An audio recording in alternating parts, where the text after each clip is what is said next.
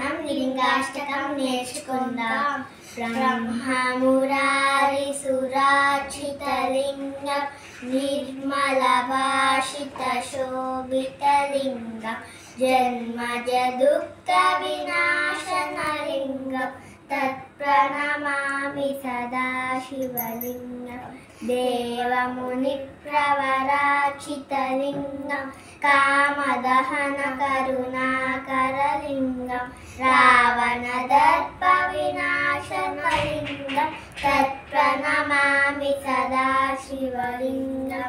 సర్వసుగంధ సులేపితలింగం బుద్ధి వివర్ధన కారణలింగం సిద్ధసురాసురవందితలింగం తత్ప్రణమామి సదా శివలింగం. కనక మహామణి భూషితలింగం ఫణిపతి వేష్టిత శోభితలింగం దక్షసు యజ్ఞ వినాశకలింగం తత్ప్రణమామి సదా శివలింగం. కుంకుమ చందన లేపితలింగం పంకజహార సుశోభితలింగం సంచిత పాప వినాశకలింగం తత్ప్రణమామి సదా శివలింగం.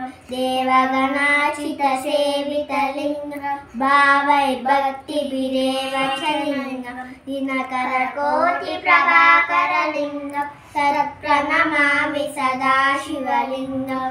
అష్టదలోపరివేష్టితలింగం సర్వసముద్భవ కారణలింగం అష్టదరిద్ర వినాశనలింగం తత్ప్రణమామి సదా శివలింగం.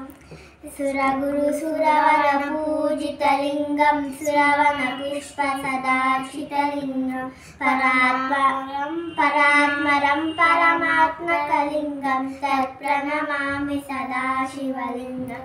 లింగాష్టకం ఇదం పుణ్యం యః పతే శివ సన్నిధౌ శివలోకమాప్నోతి శివేన సహ మోదతే.